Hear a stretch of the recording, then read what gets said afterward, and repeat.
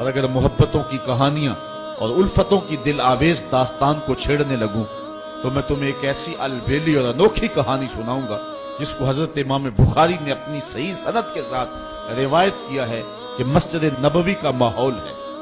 آقا کریم علیہ الصلوۃ والسلام منبر پہ جلوہ فراز ہوئے، ابھی خطبے کا آغاز ہی ہوا ہے کہ ایک جانب سے سسکیوں کی آواز آنے لگی، کوئی پھوٹ پھوٹ کے رو رہا ہے۔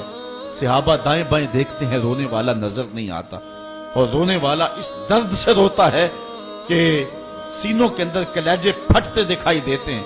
اس کے لہجے میں گداز اتنا ہے اور درد اتنا ہے کہ صحابہ دائیں بائیں دیکھتے ہیں، رونے والا نظر بھی نہیں آتا، لیکن اس کے رونے کی ہچکیاں اور سسکیاں زہرا گداز ہیں، کلیجہ پگھلا دینے والی ہیں۔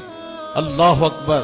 بلکہ امام سبودی نے اس واقعہ کو بڑی تفصیل کے ساتھ لکھا ہے کہ مسجد گونجنے لگی اور جو ہے وہ عجیب منظر پیدا ہو گیا۔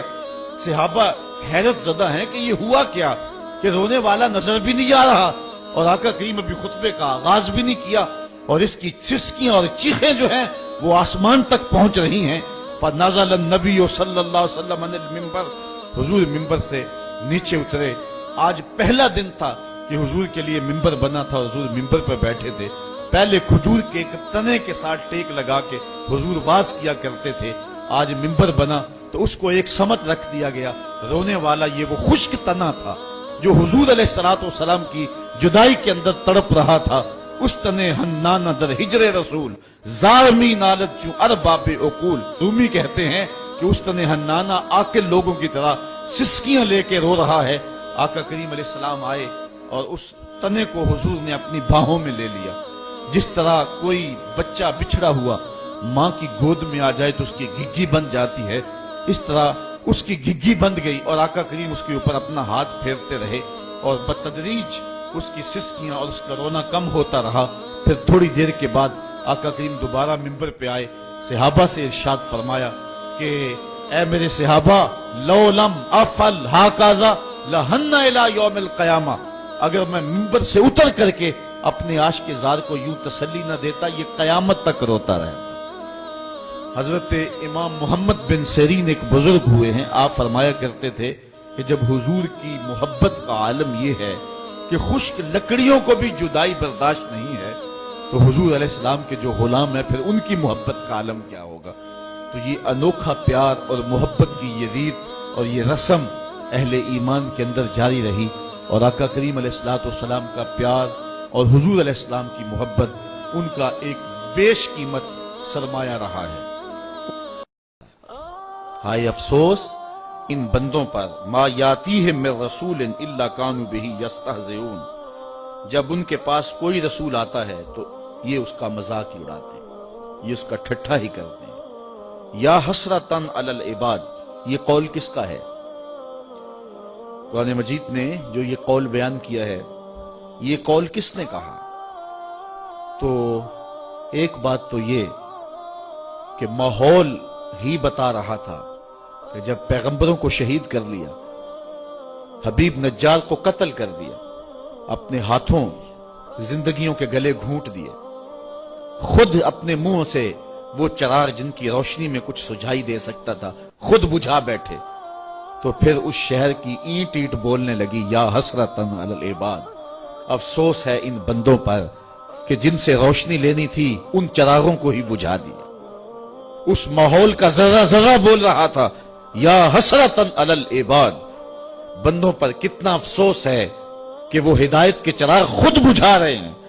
اس شہر کی دیوار و در سے آواز آ رہی تھی یا حسرتن علی العباد، ہائے افسوس ان بندوں پر کہ انہوں نے چراغ زندگی خود ہی بجھا دیے۔ ایک قول یہ ہے کہ اس کے قائل فرشتے ہیں کہ جب پیغمبروں کو شہید کر دیا، حضرت حبیب النجار کو شہید کر دیا، اور نہ صرف شہید کیا، ان کے بدن کی بوٹیاں نوچی، آپ سن چکے ہیں، سر پہ آرا رکھ کے پاؤں تک چیر دیا، اور کس طرح اذیتوں سے دو چار کیا، پتھر برسائے، گڑا کھود کے اس میں ڈال کر کے اوپر سے مٹیاں ڈھیل دی۔ تو پھر فرشتوں نے آ کے کہا یا حسرتن علی العباد، افسوس ان بندوں پر۔ ایک قول یہ ہے کہ پیغمبروں نے کہا کہ افسوس بندوں پر کہ ہم ان کی ہدایت کے لیے آئے اور یہ ہمیں الٹا جو ہے وہ پتھر مار رہے ہیں۔ ایک قول یہ ہے کہ خود رب اس کا قائل ہے، کہ رب ہی کہہ رہا ہے، یہ حکایت نہیں کی جا رہی، یہ رب کا فرمان ہے، اس کا قائل خود رب ہے کہ افسوس بندوں پر کہ جب میں رسول بھیجتا ہوں ان کی ہدایت کے لیے تو یہ خود ان چراغوں کو بجھانے کے درپے ہو جاتے ہیں۔ اچھا، ایک قول یہ ہے کہ اس کے قائل خود کافر، یا حسرتاً علی العباد کے جو قائل ہیں وہ خود کافر ہیں، اور عباد سے مراد وہ رسول ہیں، یعنی کافروں نے کہا۔ پھر مفہوم تھوڑا سا اس کا اور ہو جائے گا کہ ان پیغمبروں کو جب شہید کر دیا تو پیغمبروں کی شہادت کوئی معمولی واقعہ تو نہیں تھا۔ پھر ضمیر ٹھوکریں مارنے لگا، اندر اداس ہو گئے، روحیں اجڑ گئیں۔ جب چراغ روشن تھے اس وقت تو پتھر مار رہے تھے، لیکن جب پتھر مار کے چراغ توڑ دیے اب اندھیرا پھیلا، اب اپنا ہاتھ بھی سجھائی نہیں دے رہا تھا۔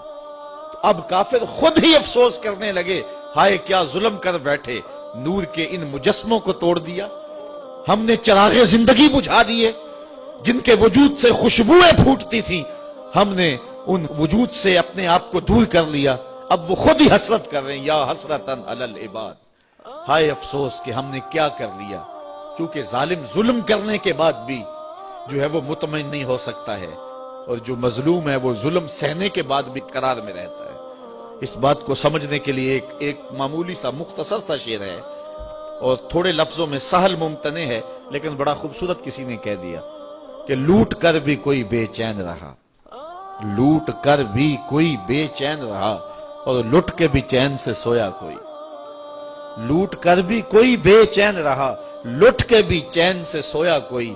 یہ لٹے ہوئے تو جنت کے باغوں میں سیر کر رہے ہیں، جن کی ہڈیاں توڑی جا رہی ہیں حوریں ان کی ناز برداریاں کر رہی ہیں، اور یہ پتھر مارنے والے اب اداس پھر رہے ہیں، اب اندھیرے میں ٹھوکریں کھا رہے ہیں، اب یہ کہہ رہے ہیں یا حسرتاً علی العباد۔ اور پھر جب اللہ کے عذاب کی بجلیاں گرجتی دکھائی دی تو اب پریشان ہو گئے کہ ہائے انہی لوگوں کے قدموں سے چمٹ کے پناہ مانگ لیتے، اب ہم نے وہ چراغ بھی بجھا لیے، اب ان کڑکتی بجلیوں سے کون بچائے گا، عذاب الہی سے کون محفوظ کرے گا۔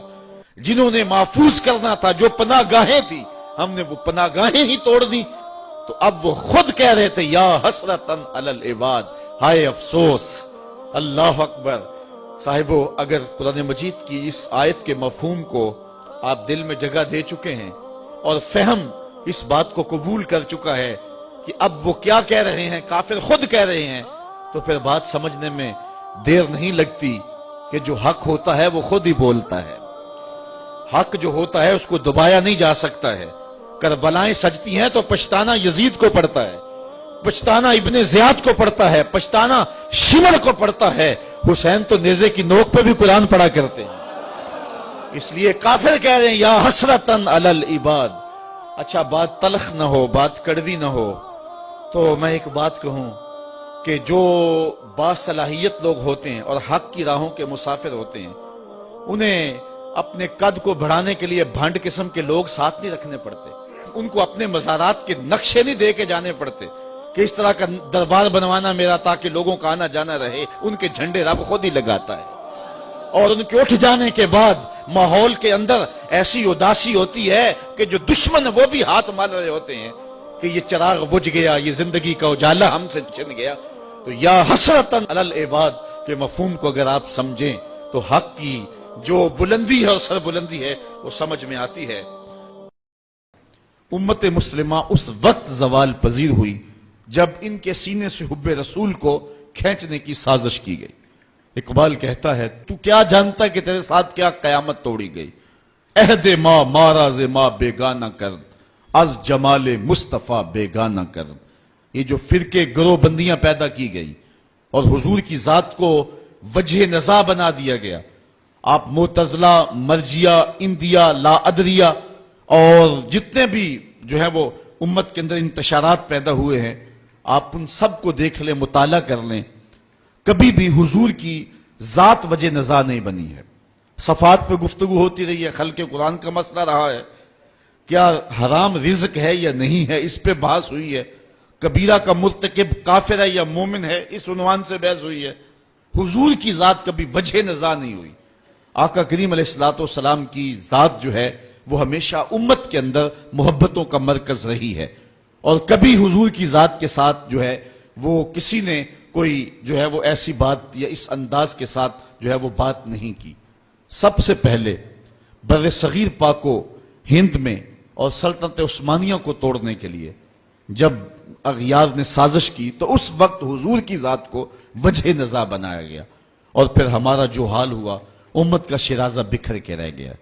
حضرت شیخ عبدالحق محدث دہلوی علیہ رحمہ بر صغیر پاک و ہند میں، جنہیں محدث علی الاطلاق کہتے ہیں، تمام مکاتب فکر کے لوگ حضور علیہ الصلوۃ والسلام کے اس غلام اور دین متین کے اس سپاہی اور بر صغیر میں حدیث رسول کے اجالے بانٹنے والے اس محدث کو اپنا امام اور مقتدا مانتے ہیں۔ آپ مدارج النبوہ میں لکھتے ہیں کہ اللہ کا شکر ہے بہت سارے اختلافات امت کے اندر موجود ہیں، لیکن حضور علیہ السلام کی حیات طیبہ کے بارے میں کم از کم میرے دور تک تو کوئی اختلاف نہیں ہے۔ یہ شیخ اپنی کتاب میں لکھتے ہیں۔ تو اب اس کے بعد اس عنوان سے بھی امت میں اختلاف پیدا ہوا، تو مطلب یہ ہوا کہ یہ شیخ کے بعد کی کہانیاں ہیں۔ اس کا توسل، استغاثہ، ندا اور یہ جتنے بھی عنوانات اختلاف کے ہیں، امت میں ایسے عنوانات سے پہلے اختلاف نہیں تھا۔ تو اقبال نے اس نبض پہ ہاتھ رکھا اور جو ہے وہ امت کے اس دکھڑے کو بیان کیا کہ عہد ماں ماراز ماں بیگانہ کر، ہمارے دور نے ہمیں ہم سے دور کر دیا ہے، از جمال مصطفیٰ بیگانہ کر، اس لیے کہ حضور کی ذات سے ہمیں دور کر دیا ہے۔ اور اقبال امت کا علاج اسی میں سمجھتا ہے کہ اس درماندہ قوم کو پھر حضور کی دہلیز پہ لے آئے۔ اقبال کے فلسفے میں جو درد ہے، شکوے کے رنگ کے اندر ان کی کیفیات دیکھنے کو ملتی ہیں اور باقی ان کے کلام کے اندر، لیکن جواب شکوہ کے اندر وہ امت کا علاج بتا رہا ہے۔ یہ جو شکوہ ہے یہ ایک تشخیص ہے مرض کی، اور جو جواب شکوہ ہے یہ اس کی تدبیر ہے، اس کا علاج ہے۔ تو جواب شکوہ کا رنگ اگر آپ دیکھیں تو اقبال کی تان آخر اس پہ ٹوٹتی ہے، اور سارا فلسفہ ان دو لفظوں میں اقبال نے چھوڑتا ہے کہ کی محمد سے وفا تو نے تو ہم تیرے ہیں، یہ جہاں چیز ہے کیا لوح و قلم تیرے ہیں، قوت عشق سے ہر پست کو بالا کر دے، دہر میں اس میں محمد سے اجالا کر دے۔ تو کائنات میں روشنی اور اجالے تب ہوں گے جب ذات رسالت مآب صلی اللہ علیہ وسلم سے امت جڑے گی۔